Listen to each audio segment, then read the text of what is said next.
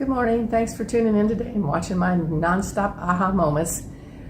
I had another interesting experience when we went to the conference up in Mount Shasta this year. We got up there, it was going to start on a Thursday, and we got up there on Wednesday to just go up. It was going to be at a lodge out in the mountains. It was a Methodist camp is what it was called, and so it was out in the mountains, not in town of Shasta. So we just wanted to kind of get the feel of the land and see what was going on. And so we get out there, and the organizer, his name's Ron, was absolutely freaked out.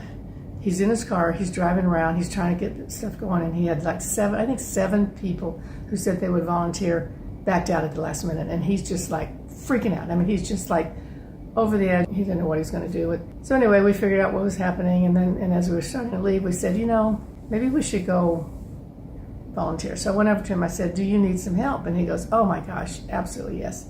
Can you help us with the parking? And I thought, oh, well, that's, are you kidding? That was one of the biggest problems at this place, is that there was no parking lot.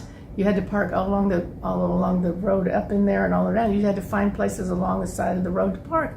So it was really a very, he's not going to do it there again next year, but it was not a good location for about 100 cars, not happening. Anyway, so Rick and I volunteered to do that, and anyway, and then so the rest of the day we get there in the morning, and we're talking to him, and he's still freaked out because his chief assistant, like number one assistant, hadn't shown up yet, and says she got lost, and he's calling her constantly. Like she had all the lists, and she had the papers, and she had all kinds of stuff that she had, and she's not there. And I don't think she even showed up till almost, no, I don't know if it was noon, but it was like really late, and he's like over the top hysterical. And so of course that makes everything else hysterical. So we're just trying to keep, so we just organized that they'd come in, people would drive in, and I would say, okay, you're gonna go up there and see the guy in the blue jacket, and he's gonna show you where the next best place is to park. So we got everybody parked the first day.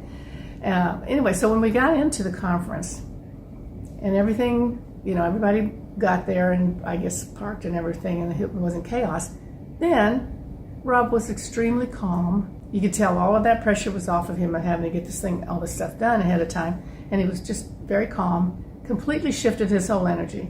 And it reminded me when we used to do yard sales, garage sales. And it's major chaos before. You're going through your house and getting all the junk out that you don't want, and you got to price it, and you got to put out the tables and get it up, and you're really tired, and you got to get up real early because people show up at like 6 o'clock in the morning, and so you have to get up and get it set out there.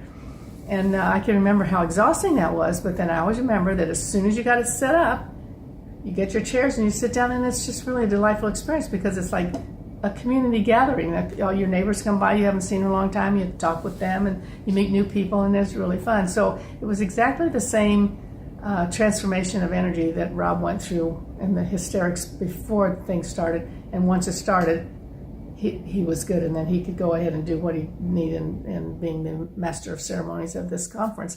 And the same thing with the yard sale, that you calm down once you get all of the behind the scenes stuff taken care of and all those little details, get it done, then you sit down and just be in the present moment and just relax and enjoy what's going on. So that to me was a very interesting experience, and seeing how energy could shift. Because everybody was freaked out the day before, because he was freaking out, and the volunteers who were there were asking for help, and he goes, I'm too busy, and then somebody says, wait a minute, we need to know what to tell people. If they ask us something, we need to know, but he was too busy to tell us what we're supposed to tell, so he would stop and tell somebody, then he'd drive around, and anyway, he finally would tell us, because if the volunteers, we're supposed to be the ones who know what's going on, and he didn't have time to tell us. Bottom line, we got past all that, and the important part was to watch how the energy shifted. It's like an alchemy. It just shifted from chaos to calm, and let's get into the conference and really enjoy all the people he had lined up to be there.